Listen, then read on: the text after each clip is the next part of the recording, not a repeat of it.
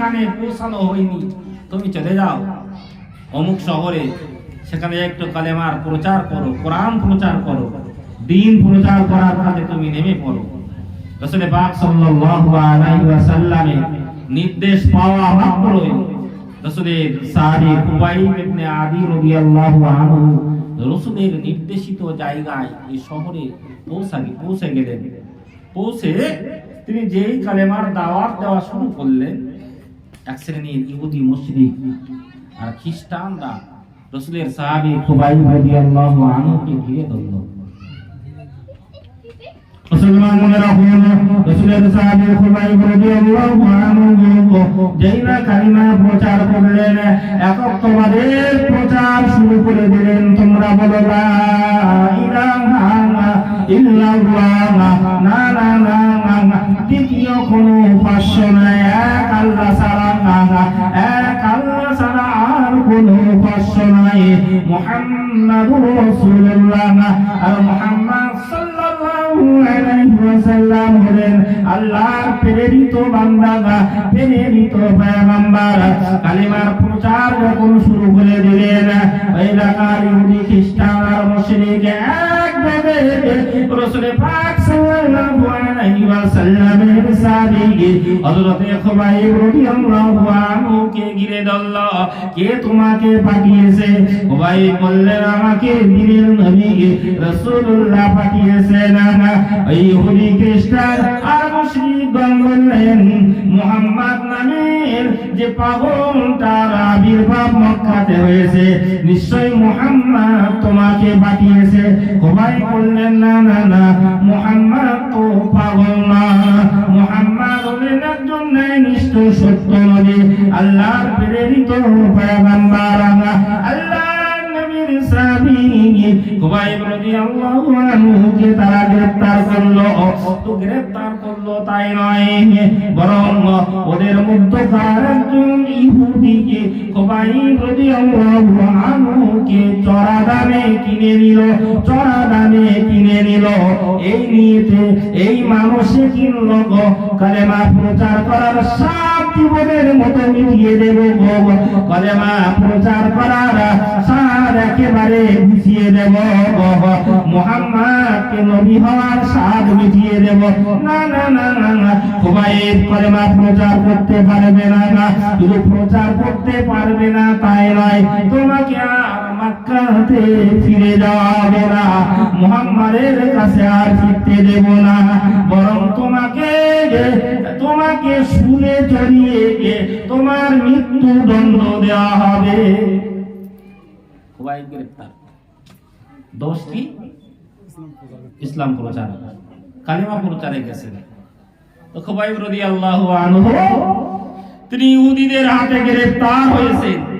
আর যে সময়টিতে তিনি গ্রেফতার হয়েছেন, সেই সময়টিতে চলছিল আশহুরুল হুরুম। আশহুরুল হুরুম বোঝেন? সম্মানিত মাস। 12টি মাসের মধ্যে 4টি মাস আছে, যে 4টি মাসকে কোরআনের ভাষায় বলা হয়েছে আশহুরুল হুরুম।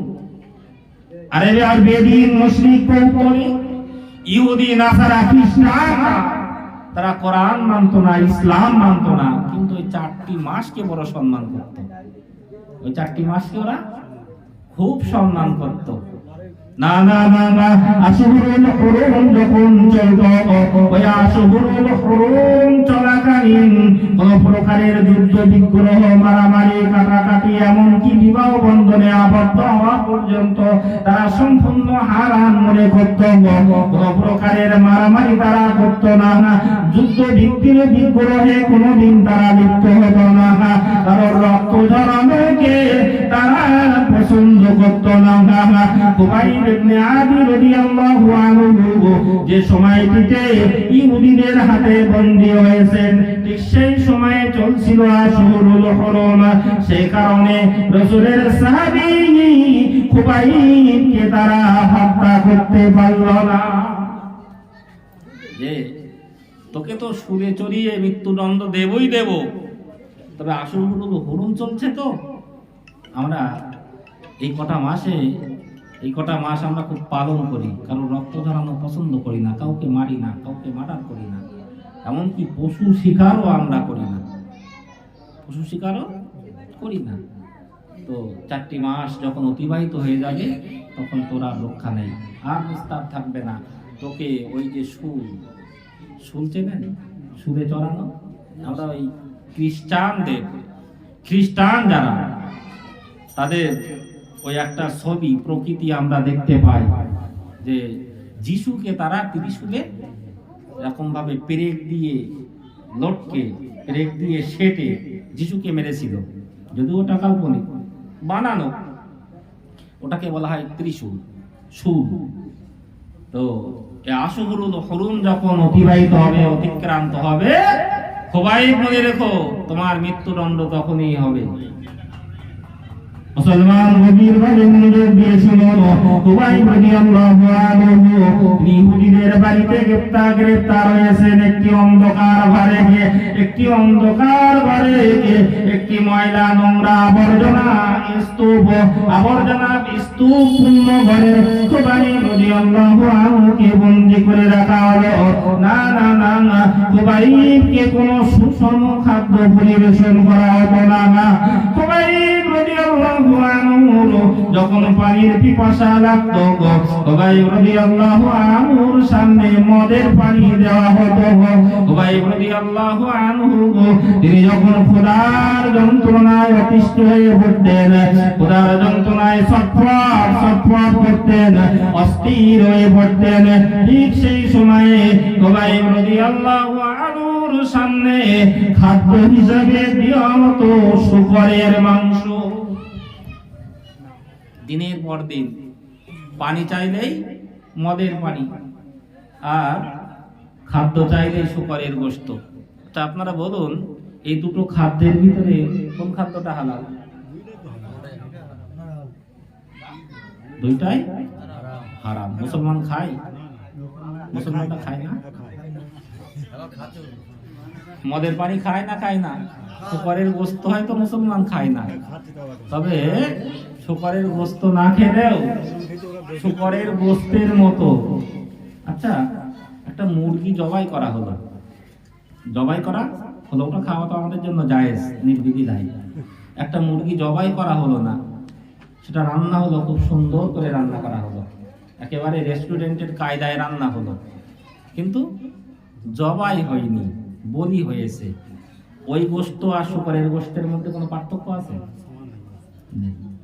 হয়তো টেস্ট, স্বাদের পার্থক্য আছে, কিন্তু হুকুমগত কোনো পার্থক্য নেই। শূকরের গোশত খাওয়া যেমন হারাম, ওই মুরগির গোশত খাওয়া হারাম। যে গরু আল্লাহর নাম ছাড়া জবাই হয়েছে, ওই গরুর গোশত আর হালাল থাকবে না। কিন্তু মুসলমান ব্যস্ত, সারা দুনিয়ার মানুষ ব্যস্ত তাদের প্রাণ বাঁচাতে, আর রাসূলের সাহাবীরা ব্যস্ত ঈমান বাঁচাতে। বলুন সুবহানাল্লাহ। খুবাইবের সামনে শূকরের গোশত আর মদের পানি দেওয়া হয় দিনের পর দিন। খুবাইব রাদিয়াল্লাহু আনহু একদিনের জন্য এক টুকরো শূকরের গোশত নিজের মুখে তোলেননি। বলুন সুবহানাল্লাহ। কঠোর যন্ত্রণার পিপাসা সহ্য করার পরেও এক ফোঁটা পানি দিয়ে নিজের গলাকে তিনি সিক্ত করেননি, ওই মদের পানি কোনোদিন পান করেননি। বলুন সুবহানাল্লাহ। মুসলমান মনে রাখুন, খুবাইব রাদিয়াল্লাহু আনহু যে বাড়িতে বন্দী, যে ইহুদির বাড়িতে বন্দী, ওই ইহুদির বাড়ির একজন মহিলা যার নাম হলো ফাতেমা। ওই ফাতেমা পরবর্তীকালে ইসলাম কবুল করে মদিনা তাইয়্যিবাতে হিজরত করেছিল। আর ওই ফাতেমা কোন একদিন রাসূল পাক সাল্লাল্লাহু আলাইহি ওয়াসাল্লামের দরবারে পৌঁছে গেলেন। আল্লাহ নবীর দরবারে পৌঁছে গিয়ে ফাতেমা রাদিয়াল্লাহু আনহা রাসূলুল্লাহ দরবারে পৌঁছে গিয়ে ঈমানি কালেমা পড়ে মুসলমান হয়ে গেলেন। জোরে বলুন সুবহানাল্লাহ। ফাতেমা রাসূলুল্লাহ দরবারে গিয়ে পৌঁছে বর্ণনা দিয়েছিলেন, ইয়া রাসূল রাসূলুল্লাহ ইয়া হাবিবাল্লাহ আমি সেই বাড়ির মেয়ে, আমি সেই ইহুদি কন্যা যে বাড়িতে আপনার সাহাবী খুবাইব রাদিয়াল্লাহু আনহুকে চারটি মাস গ্রেফতার করে রাখা হয়েছিল, যে বাড়িতে গ্রেফতার করার পরে আপনার সাহাবী খুবাইবকে সুরে চড়িয়ে মৃত্যুদণ্ড দেওয়া হয়েছিল। ইয়া রাসূলুল্লাহ ইয়া হাবিবাল্লাহ আপনার সাহাবী খুবাইব যখন খোদায় অত্যন্ত অতিষ্ঠ হয়ে পড়তেন, খোদার যন্ত্রণায় যখন কাতরাতেন, আমি ফাতেমা নিজের চোখে আমি বারবার দেখেছি খুবাইবের সামনে শুকরের গোশত বন্টন করা হতো, শুকরের গোশত এনে দেওয়া হতো। খুবাইব যখন পানির অত্যন্ত পিপাসায় কাতর হয়ে পড়তেন, আমি ফাতেমা, আমি ওই বাড়ির মেয়ে, আমি নিজের চোখে দেখেছি খুবাইবের সামনে বারবার মদের বোতলগুলো এনে রাখা হতো। ইয়া রাসূলুল্লাহ খোদার কসম করে বলি আমি ফাতেমা কোনদিনের তরেও আমি খুবাইবকে ওই মদের পানি এবং শুকরের গোশত খেতে দেখিনি। আমি লুকিয়ে লুকিয়ে দেখতাম খুবাইব তাহলে জীবন ধারণটা করে কিভাবে বেঁচে থাকে। আমি দেখতাম যে খুবাইবের সামনে এই শুকরের গোশত যখন এনে দেওয়া হয় আর পানীয় হিসাবে মদের পানি দেওয়া হয়, কোনদিন খুবাইবকে তো এক টুকরো খেতে দেখিনি, খুবাইব বাঁচে কিভাবে, আমি লুকিয়ে লুকিয়ে দেখতাম। ইয়া রাসূলুল্লাহ ইয়া হাবিবাল্লাহ আমি খুবাইবের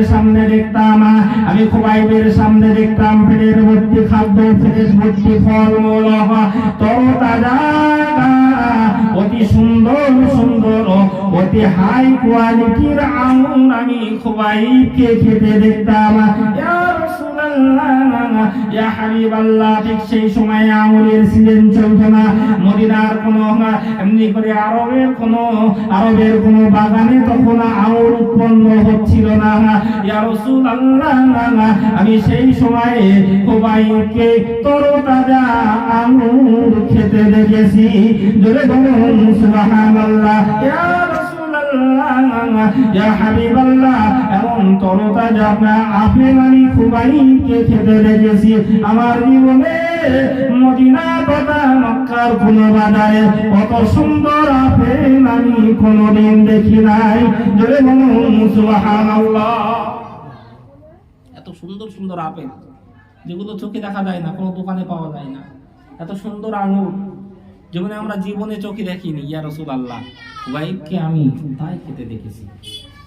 এই খাদ্যগুলো কোথা থেকে আসতো? কোথাকার খাদ্য মনে হয়? জান্নাতি খাদ্য। তাই বলছিলাম আমরা আমাদের প্রাণ নিয়ে টানাটানি করি, আমাদের প্রাণটা কিভাবে বাঁচাবো, আমাদের জান কিভাবে বাঁচাবো তাই নিয়ে ব্যস্ত, আর সাহাবীরা ব্যস্ত তাদের ঈমান বাঁচানোর জন্য। মুসলমানরা যখন আশুরুল হরম অতিবাহিত হয়ে গেল, খুবাইবকে যিনি ক্রয় করেছিল ওই ইহুদি খুবাইবকে জানিয়ে দিল, হে রাসূলের সাহাবী কালেমা প্রচার করার সাদাস তোমার মিটিয়ে দেব। আশুরুল হরম চলার কারণে তোমাকে আমরা মৃত্যুদণ্ড দিতে পারিনি। আশুরুল হরম তো অতিবাহিত হয়ে গেল, খুবাইব তোমাকে জানিয়ে দেওয়া হলো বিকাল অমুক সময়ে সুরে চড়িয়ে তোমাকে প্রহারের পর প্রহার, বেত্রাঘাতের ওপর বেত্রাঘাত করে তোমারা এমনি করে তোমাকে প্রাণদণ্ড দেওয়া হবে, তোমাকে মারার করে ফেলা হবে, মৃত্যুদণ্ড তোমার দেওয়া হবে। খুবাইব রাদিয়াল্লাহু আনহুর কাছে এ কথা যখন শোনানো হলো, মৃত্যুর ঘন্টা যখন বাজিয়ে দেওয়া হলো, খুবাইব রাদিয়াল্লাহু আনহু মহান আল্লাহ শুকরিয়া আদায় করে বলে উঠলেন আলহামদুলিল্লাহ। জোরে বলুন সুবহানাল্লাহ। খুবাইব এতদিন খুব অনেক মূল্য দিয়ে তোমাকে কিনেছি মারার জন্য, কিন্তু মারতে পারিনি একটাই কারণ, আশুরুল হরম চলছিল, সম্মানিত মাস চলছিল, আশুরুল হরম অতিক্রান্ত হয়েছে, সমাপ্ত হয়েছে। আজ অমুক সময়ে সুদে চলিয়ে তোমার মৃত্যুদণ্ড দেওয়া হবে। শুনে খুবাইব রাদিয়াল্লাহু আনহু কি বললেন? আলহামদুলিল্লাহ। আচ্ছা, ওটা যদি আমাদের ক্ষেত্রে হতো, কোনো কারণে আমি আসামি, আমাকে গ্রেফতার করা হয়েছে, এখন কোর্ট থেকে আমাকে জানিয়ে দেওয়া হলো, প্রশাসনের পক্ষ থেকে জানিয়ে দেওয়া হলো আগামীকাল বিকাল 4টার সময় আপনাকে ফাঁসি দেওয়া হবে, আমাদের অবস্থা কেমন হবে? মুখে হাসি থাকবে? হাসি থাকবে। খুবাইব রাদিয়াল্লাহু আনহু তখন হাসছেন আর আল্লাহর শুকর আদায় করছেন, শুকরিয়া আদায় করছেন যে আল্লাহ, আপনার শুকরিয়া আদায় করে আমি খুবাইব শেষ করতে পারবো না। আবাজান ভাইজান মনে রাখবো না, খুবাইব রাদিয়াল্লাহু আনহু আল্লাহ পাক রব্বুল আলামিনের দরবারে শুকর গুজার হয়ে পড়লেন, ইয়া রাব্বাল আলামিন, আমি খুবাইব রাদিয়াল্লাহু আনহু আপনার হাবিবের নির্দেশ মতো কালিমা প্রচার করতে এসেছিলাম, দিন প্রচারের কাজে নেমেছিলাম।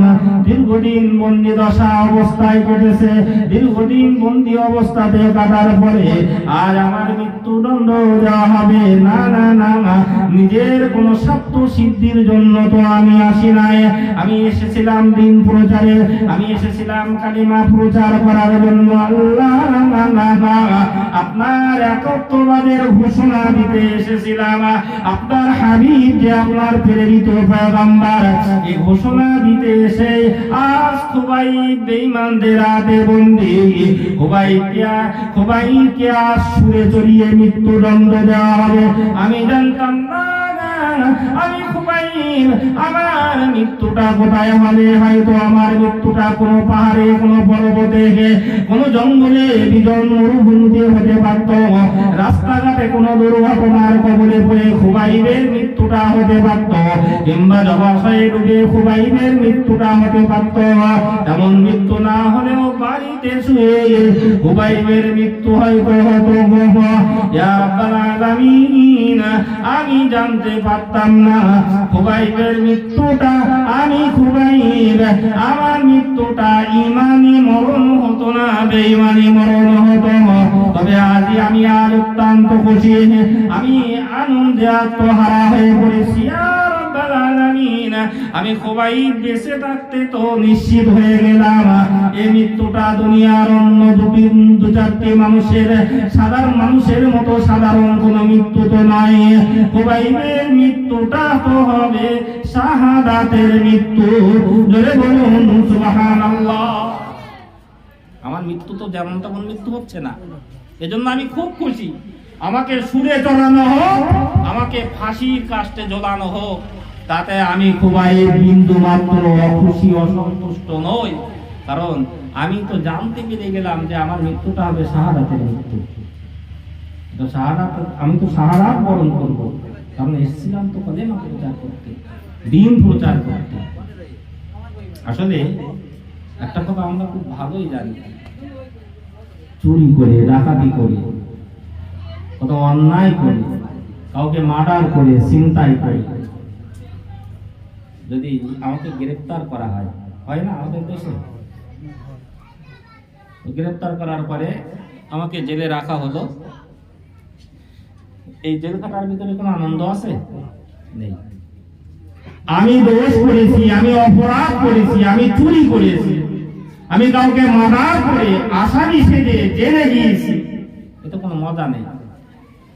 আমি কোনো অপরাধ করিনি, আমি মুসলিম কমিউনিটির উন্নতির জন্য লড়াই করতে গিয়ে আমাকে গ্রেফতার করা হলো। মুসলিম জাতির উন্নতির জন্য আন্দোলনে যে আমাকে গ্রেফতার করা হলো, আমি দ্বীন ইসলাম রক্ষার্থে রাস্তায় নেমেছিলাম, সেই অপরাধে আমাকে গ্রেফতার করা হলো। এই জেল খাটার ভিতরে মজা আছে না নেই? মজা আছে। এই জেল আপনি যতদিন খাটবেন ততদিন সওয়াব হবে, ততদিন সওয়াব হবে। আজ প্যালেস্টাইনের উপর যে অত্যাচার, নির্মম ভাবে মা শিশুদেরকে মারা হচ্ছে, অত্যাচারের স্টিম রোলার চলছে, আমি ইমানদার হিসাবে আমার কর্তব্য তার প্রতিবাদ করা। আর প্রতিবাদের বিভিন্ন ভাষাও আমাদের কাছে আছে। তো আমি রাস্তায় নেমেছি প্রতিবাদ জানাতে, আমাকে পুলিশ অ্যারেস্ট করলো, গ্রেফতার করলো। এই গ্রেফতার হওয়ার ভিতরে স্বাদ রয়েছে না, অনেক মজা রয়েছে, কারণ আমার ঈমানি দায়িত্ব পালন করতে যেয়ে আমি গ্রেফতার হয়েছি।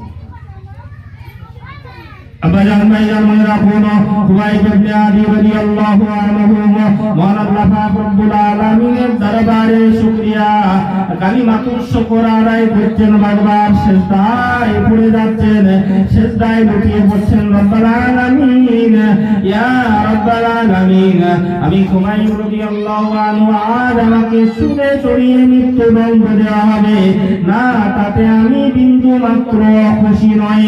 আমার মৃত্যুটা তো হবে শাহাদাতের মৃত্যু, এজন্যই আমি খুবাইব অত্যন্ত খুশি হয়েছি। খুবাইব রাদিয়াল্লাহু আনহু তিনি চিন্তা করতে লাগলেন, রাসূল পাক সাল্লাল্লাহু আলাইহি ওয়াসাল্লাম তিনি দিন প্রচারের জন্য আমাকে এই জায়গাতে পাঠিয়েছিলেন। আল্লাহর নবীর নির্দেশ মতো আমি কালিমা প্রচারে এসেছিলাম। না না না, আমার রাসূলের সোনার চেহারা মুবারক খানা মনে হয় আমার দেখা হবে না। রাসূলের কথা মনে পড়ে গেল। এই 7-5 ভাবছেন, আর ভাবতে ভাবতে হযরত খুবাইব রাদিয়াল্লাহু আনহু নজর চলে গেল নিজের হাতের নখের দিকে, নিজের হাতের নখের দিকে। কারণ দীর্ঘদিন যে মানুষটি বন্দী অবস্থায় কাটাচ্ছে, তার কি সেবা শুশ্রূষার জন্য কোনো সামগ্রী কি দেওয়া হয়েছিল বলে মনে হয়? আরাম আয়েশের কোনো উপকরণ খুবাইবকে দেওয়া হয়নি। দীর্ঘদিন বন্দী অবস্থায় কাটানোর কারণে খুবাইব রাদিয়াল্লাহু আনহুর হাতের নখগুলো বেশ বড় বড় হয়েছে। আমরা যদি 15 দিন নখ না কাটি অস্বস্তি হয় না? যাদের নখ কাটা অভ্যাস আছে অস্বস্তি হয়। তো দীর্ঘদিন বন্দী অবস্থায় কাটানোর কারণে তার হাতের নখগুলো বড় হয়েছে। যেই হাতের নখের দিকে নজর গেল, সঙ্গে সঙ্গে রাসূলের একটি হাদিসের কথা তার মনে পড়ে গেল। قال أبي هريرة رضي الله عنه قال قال رسول الله صلى الله عليه وسلم الفطرة 50 আল্লাহ পাকের নবী, দিনের নবী রাসূলুল্লাহ সাল্লাল্লাহু আলাইহি ওয়াসাল্লামের প্রিয়তম একজন ঘনিষ্ঠ ভীত সাহাবী, আসহাবে সুফার অন্যতম সদস্য হযরত আবু হুরায়রা রাদিয়াল্লাহু আনহু বর্ণনা করেন। তিনি বলেন, قال رسول الله সাল্লাল্লাহু আলাইহি ওয়াসাল্লাম, দিনের নবী রাসূলুল্লাহ হাদিস পাকের মধ্যে জানিয়েছেন, আল ফিতরাতু 50, ফিতরাতের সংখ্যা হলো 5টি। আবু হুরায়রা থেকে বর্ণিত, সহিহ সনদে বর্ণিত যে ফিতরাতের সংখ্যা 5টি। ফিতরাত কাকে বলা হয়? দুই একজন বলবেন ফিতরাত কাকে বলা হয়? কুল্লু মাউলুদিন ইউলাদু আলা ফিতরাতি, হাদিস পাকের মধ্যে এসেছে যে প্রত্যেকটি শিশু যখন জন্মগ্রহণ করে তার একটি ফিতরাতের উপর জন্মগ্রহণ করে, অর্থাৎ তারা মুসলমান হয়ে জন্মগ্রহণ করে। তাই ফিতরাতের একটা ব্যাখ্যা হলো, যখন কোনো শিশু জন্মগ্রহণ করে সে মুসলমান হয়ে জন্মগ্রহণ করে। অনেকগুলো ব্যাখ্যা রয়েছে, সেদিকে যাব না, মামা সাহেব এসে গেছেন, হয়তো এখন এসে করবেন, আবার শেষ করা হবে না। তো ফিতরাতে বহু ব্যাখ্যা থাকা সত্ত্বেও একটা ব্যাখ্যার কথা আমি আপনাদেরকে বলে যাব। রাসূল বলেছেন ফিতরাতের সংখ্যা হলো 5টি, আর ফিতরাত বলা হয় নবীদের সুন্নাতকে। বলুন সুবহানাল্লাহ। নবীদের সুন্নাত মানে আমাদের নবীর দেখে যাওয়া আদর্শগুলো আমাদের জন্য সুন্নাত, আর নবীদের সুন্নাত শুধু আমাদের নবীর সুন্নাত নয়, বরং অন্যান্য নবীদেরও সুন্নাত। অন্যান্য নবীরা নিজেদের জীবনে বাস্তবায়ন করেছে, তার অনুসারী তার অনুগামী মানুষদের পালনের জন্য নির্দেশ দিয়ে গেছেন। সাথে সাথে আমাদের নবীও তিনিও পালন করেছেন, তার উম্মাত তার সাহাবীদিগকে পালনের জন্য আদেশ করে গেছেন। এই সমস্ত বিষয়গুলিকে বলা হয় নবীদের সুন্নাত, আর এই নবীদের সুন্নাতের সংখ্যা হলো 5টি। বুঝতে পেরেছেন? নবীদের সুন্নাতের সংখ্যা হলো 5টি। এক নম্বরে রাসূলুল্লাহ জানিয়েছেন আল খিতানু মুসলমানি দেওয়া, খাতনা দেওয়া, খাতনা পর্ব সমাধা করা, এটা নবীদের একটি সুন্নাত। ভাই রাদিয়াল্লাহু আনহু মনে পড়ে গেল রাসূলুল্লাহর ওই হাদিসের কথা। রাসূল হাদিস পাকে জানিয়েছেন আল খিতানু মুসলমানি দেওয়া নবীদের একটি সুন্নাত। মুসলমানি দেওয়া নবীদের সুন্নাত। কোন নবীর সুন্নাত? নবী ইব্রাহিম আলাইহিস সালামের সুন্নাত। আমাদের নবী বলেছেন তোমরা মুসলমানি দেবে, এজন্য ফিতরাত হয়েছে, এটা নবীদের সুন্নাত হয়ে গেছে। নবী ইব্রাহিমের খাতনা কবে হয়েছিল? 80 বছর হয়েছে। মাশাআল্লাহ, আপনারা অনেকে জানেন। আসলে ওয়াজ নসিহত শুনতে শুনতে আমরা অনেক জেনে ফেলেছি। আর এই অবদান মুজাদ্দিদুজ্জামান দাদা হুজুর কিবলা রাহমাতুল্লাহ আলাইহি। বাংলার জমিনে ওয়াজ নসিহত ছিল না। ফুরফুরা শরীফের মুজাদ্দিদুজ্জামান দাদু পীর রাহমাতুল্লাহ আলাইহি তিনি যখন বাংলার জমিনে আসলেন, 20,000 আলেমকে তার সংগঠনে টানলেন। এই 20,000 আলেমকে একত্রিত করে সংগঠনের মাধ্যমে বলল, তুমি রুল আমিন? হ্যাঁ রুল আমিন। তোমার সঙ্গে আর 2জন আলেমকে নাও, ওই অনন্তপুর গ্রামে, ওখানে ওয়াজ নসিহত হয় না, ওখানে চলে যাও। ওখানে যেয়ে গ্রামের মানুষদেরকে একটু মাগরিবের নামাজের সময় ডেকে নামাজ পড়ে তাদেরকে একটু দিন শোনাও, কলেমা পড়াও, তাদের একটু ধর্মের মসলা মাসাইল তাদেরকে শিক্ষা দাও। সঙ্গে করে অবশ্যই একটু বাতাসা চিড়ে নিয়ে যেও। আবার রুল আমিন একটু চিড়ে নিয়ে যেও, কারণ যদি ক্ষুধা পায় রাত্রে যদি সেখানে থেকে যেতে হয়, গায়ে ঘোড়ার তো তখন বড্ড অভাব, তো ওই চিড়ে আর বাতাসা ভিজিয়ে খেয়ে শুয়ে পড়ো, সকালে আবার বাড়ি এসো। এমন ভাবে মুজাদ্দিদুজ্জামান দাদু পীর রাহমাতুল্লাহ আলাইহি শুধু বাংলা আসাম নয়, বরং ত্রিপুরা থেকে শুরু করে এপার বাংলা ওপার বাংলা এই সমস্ত স্টেটগুলোতে তিনি কলেমা প্রচার করেছিলেন, দিন প্রচার করেছিলেন। সেদিনকার সিস্টেম ছিল, সেদিন এই মাইকিং করে লাইটিং করে হুজুরকে অগ্রিম দাওয়াত করে অ্যাডভান্স করে আলেম ওলামা আনতে হতো না, বরং আলেম ওলামারা গ্রামে আসতো আর নিজেরা কিছু চির গুঁড়ো আর বাতাসা নিয়ে আসতো, মানুষকে ধর্মের কথা শুনিয়ে আবার বাড়ি যেত। এই অবদান ছিল মুজাদ্দিদুজ্জামান দাদু পীর রাহমাতুল্লাহ আলাইহির অবদান।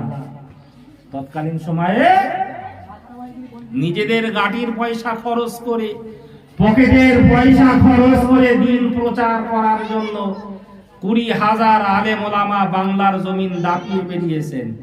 আজকে পাল্টেছে সিস্টেম না পাল্টায়নি? দাওয়াত করতে গেলে হ্যাঁ, তো কত সাল চলছে এটা? হুজুর কত দিতে হবে? দর্শক কেউ জিজ্ঞেস করে কত সাল চলছে, দেখো হুজুর 2023 সাল চলছে, জিজ্ঞেস করতে হবে। 24 দিতে হবে না, 24 সাল পড়লে 24 দেবে। 23 সাল চলছে, যখন 23 দিলেই হয়ে যাবে। আর ফোন পেতে 10,000 মারো একটু। সিস্টেম পাল্টেছে না পাল্টায়নি? মুজাদ্দিদুজ্জামান দাদু পীর রাহমাতুল্লাহ আলাইহি এই ওয়াজ নসিহতের সিস্টেম বাংলার জমিনে চালু করেছিলেন বলেই বাংলার আম জনতা, সাধারণ মানুষ আজ এতটা ধর্ম বোঝে। তা না হলে বুঝতো না। সাধারণ মানুষ কোরআন পড়তে জানে না, হাদিস পড়তে জানে না। ওয়াজ নসিহত শুনে শুনে অনেক মসলা মাসাইল মুখস্থ হয়ে গেছে। তো কি বলছিলাম? ফিতরাতের সংখ্যা হলো 5টি। আল কিতাবু মুসলমানি দেওয়া, আর মুসলমানি দেওয়া এটা হলো নবী ইব্রাহিম আলাইহিস সালাতু ওয়াস সালামের সুন্নাত। নবী ইব্রাহিম আলাইহিস সালাতু ওয়াস সালাম জঙ্গল থেকে কাঠ কেটে ওই কাঠ বাজারে বিক্রি করতেন। বাজারে বিক্রি করে যে পয়সাটুকু হতো, বাজার করে চাল ডাল সবজি কিনে তিনি জীবিকা নির্বাহ করতেন। প্রতিদিনের মতো কোনো একদিন জঙ্গল থেকে কাঠ কেটে গিয়ে তিনি কাঠের গাঁটুরিটা, কাঠের বোঝাটা মাথায় নিয়ে বাজার অভিমুখে রওনা হয়ে গেছেন। হঠাৎ করে জিবরিল আমিন আলাইহিস সালাতু ওয়াস সালামের অবতরণ। হে আল্লাহর নবী, ইব্রাহিম দাঁড়িয়ে যান, আল্লাহর আদেশ হয়েছে এখনই তোমার খাতনা করতে হবে। নবী ইব্রাহিম বললেন, খাতনা আবার কি জিনিস, খাতনা আবার কিভাবে করতে হয়? হযরত জিবরিল আমিন আলাইহিস সালাতু ওয়াস সালাম নবী ইব্রাহিমকে বুঝিয়ে দিলেন খাতনা কিভাবে করতে হয়। নবী ইব্রাহিম, তোমার ভুক্তাঙ্গের অগ্রভাগ বর্ধিত অংশটা কেটে ফেলার নাম হলো খাতনা। নবী ইব্রাহিম আলাইহিস সালাতু ওয়াস সালাম যেই না বুঝতে পারলেন খাতনা কাকে বলে, খাতনা কিভাবে করতে হয়, সঙ্গে সঙ্গে মাথা থেকে ওই কাঠের বোঝাটা নামিয়ে নিলেন। ওই কাঠের বোঝার মধ্যে গুজে রাখা ছিল কুরুল, কুঠারা। ওই কুরুলটা বার করে নিজের খাতনা পর্বটা নিজ হাতে সমাধা করে নিলেন। জোরে বলুন সুবহানাল্লাহ। আর বিরানি কোয়ারি হয়েছিল, বিরানি হয়নি, এখন হয় কেন বিরানি? সেদিন বিরানি হয়নি, আজকে হয় না আসলো কোথা থেকে বিরানি? الاستحداد وقصر الشارب والاستحداد দ্বিতীয় নম্বরে রাসূল জানিয়েছেন الاستحداد এমনি করে নাভি নিম্নদেশে জবাঞ্চিত লোম বলে থাকে, নারী পুরুষ উভয়ের থাকে। মহান আল্লাহ পাক রব্বুল আলামিনের দেয়া প্রাকৃতিক নিয়মে الاستحداد নাভির নিম্নদেশে জবাঞ্চিত লোমগুলো নিয়ম করে সিস্টেম মতো কেটে ফেলা নাভির একটি সুন্নাত। অকসরুশ শারিবি তিন নম্বরে দিনের নবী রাসূলুল্লাহ জানিয়েছেন অকসরুশ শারিবি গোঁফ যখন লম্বা হয়ে যায় ওই গোঁফগুলোকে খাটো করে রাখা নবীদের একটি সুন্নাত। তাকলিমুল আজফারে নখ এমনিতে বৃদ্ধি পায়, কোনো সার লাগে না। আমরা যে সমস্ত খাদ্য খাবার খাই ওই খাদ্য খাবারের কারণে চুল যেমন বাড়ে, মানুষের নখগুলো মৃত্যুর পূর্ব পর্যন্ত বাড়তে থাকে। ওই নখ যখন বেড়ে যাবে নখটা সময় মতো কেটে ফেলা নবীদের একটি সুন্নাত। ওয়ালা তুসলি বিতিগি পাঁচ নম্বরে দিনের নবী রাসূলুল্লাহ জানিয়েছেন আর বগলের নিম্নদেশে যে অবাঞ্ছিত লোমগুলি দেখতে পাওয়া যায় ওই লোমগুলি উপরে ফেলা নবীদের একটি সুন্নাত। জোরে বলুন সুবহানাল্লাহ। পাঁচটা হয়েছে না? কি হয়েছে মুখস্থ করে রাখুন। আল খিতান, আল খিতান মুসলমানি দেওয়া। আল ইস্তিহদাদ নাভির নিম্নদেশের অবাঞ্ছিত লোমগুলি পরিষ্কার করা। ও কসরুশ শারি গোঁফ খাটো করা। ও তাকলিমুল আজফার নখ খাটো করা। অনাথুল আর বগলের লোম উপরে ফেলা। উপরে উপরানো যায়, একটা একটা করে উপরানো যায়, তবে একটু লাগবে। অভ্যাস হয়ে গেলে আর লাগবে না। যদি অভ্যাস হয়ে যায় তবে চাষা যায়। চাষা এক কথায় উদ্দেশ্য হলো পরিষ্কার রাখতে হবে। মুসলমান মনে রাখুন, খুবাইব ইবনে আদি রাদিয়াল্লাহু আনহু, খুবাইব ইবনে আদি রাদিয়াল্লাহু আনহু যেই না নজরটা নখের দিকে চলে গেল, তিনি দেখতে পেলেন নিজের হাতের নখগুলো বড্ড বড় হয়ে গেছে। আল্লাহ নবীর সাহাবী খুবাইব রাদিয়াল্লাহু আনহু তিনি বুঝতে পারলেন নখ বড় হয়েছে মানে গোঁফগুলো বড় হয়ে গেছে। গোঁফ বড় হয়েছে মানে বগলের নিম্নদেশে অবাঞ্ছিত লোমগুলি বৃদ্ধি পেয়েছে। সঙ্গে সঙ্গে নাভির নিম্নদেশের লোমগুলি বড় হয়ে গেছে। আল্লাহ নবীর সাহাবী খুবাইব রাদিয়াল্লাহু আনহু মহান আল্লাহর দরবারে হাত উঠালেন। আল্লাহ, এসেছিলাম দ্বীন প্রচারের জন্য, এসেছিলাম আপনার হাবিবের নির্দেশ মতো, এসেছিলাম কালিমা প্রচার করতে। কালিমা প্রচার করতে এসে আজ আমার মৃত্যুদণ্ড দেওয়া হবে, প্রাণ বিসর্জন দিতে হবে, সারা বরণ করতে হবে। ভালো কথা, মৃত্যু প্রাণ দিতে আমার বিন্দু মাত্র কোনো অভিযোগ নেই, কোনো দুঃখ নেই, তবে প্রাণ দেব আমার জীবন সামনে আমার জীবনের সন্ধ্যাকাল নেমে এসেছে, আমার জীবনের শেষ লগ্নে উপনীত হয়ে আমি কি নবীদের রেখে যাওয়া সুন্নাতগুলি আদায় করতে পারবো না? জোরে বলুন সুবহানাল্লাহ। ভাবনা দেখেছেন? 4টের সময় মৃত্যু হবে, খবর পেয়ে সুন্নাতের কথা ভাবছে। আচ্ছা, খুবাইব রাদিয়াল্লাহু আনহু তিনি সুস্থ না অসুস্থ?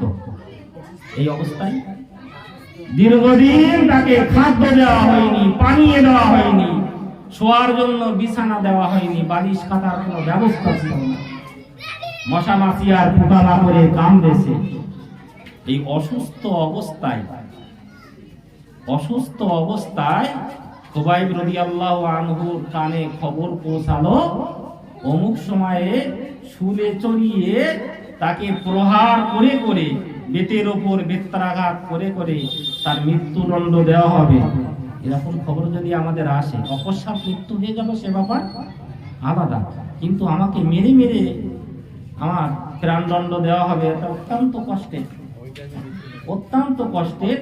সেই সময়ে খুবাইব কিন্তু অন্য কোনো চিন্তা করছে না, মৃত্যুর যন্ত্রণার কথা তার মাথায় নেই, তার মাথায় চিন্তা যে মৃত্যুবরণ করবো, তবে নখগুলো তো বলো, এগুলো কি পরিষ্কার করে যেতে পারবো না? মুসলমানেরা কোন খুবাইব রাদিয়াল্লাহু আনহু আল্লাহর দরবারে হাত উঠালো, আল্লাহ তুমি কোরআনে জানিয়েছো ইন্নাল্লাহা আলা কুল্লি শাইইন কাদির, তুমি সমস্ত জিনিসের উপর ক্ষমতাবান।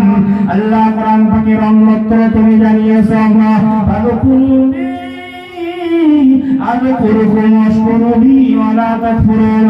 আল্লাহ যে বান্দা তোমাকে স্মরণ করে, তুমিও সেই বান্দার কথা স্মরণ করে থাকো।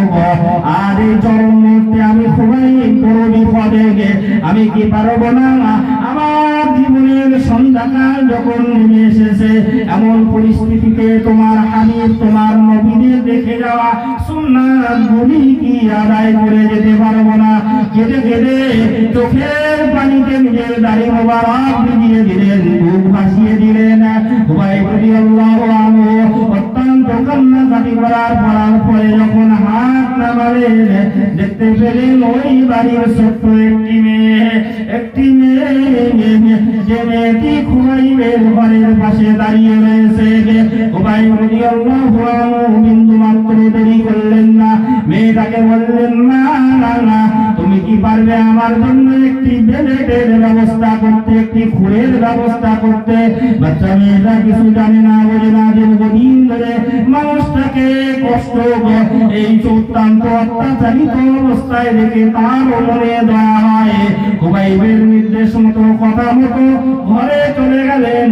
বুখারী শরীফ তার স্পষ্ট বর্ণনা দিয়েছে, ওয়াসতালা মুসা খুবাইব রাদিয়াল্লাহু আনহু একটি খুর অনুসন্ধান করলেন।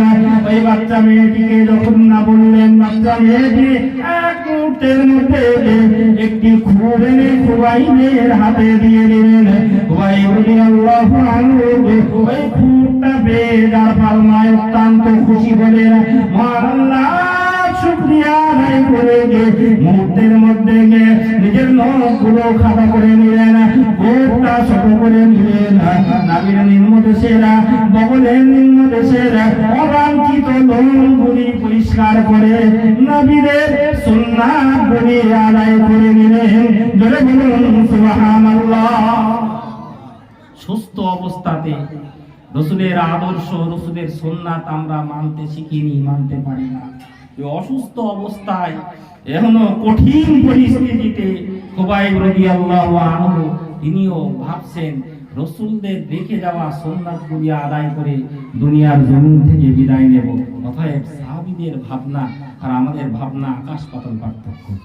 এজন্যই তাদের ঈমান ছিল পাহাড়ের মতো মজবুত। তো যে কথা বলে শুরু করেছিলাম, মাইয়ুতির রাসূল ফাকাদ ফাযা ফাওজান আযীমা, কেউ যদি সফলতার চরম শিখরে পৌঁছাতে চায়, তাকে অবশ্যই তারিকায়ে নাবাবী অনুসরণ করে চলতে হবে। আল্লাহ তৌফিক দিন।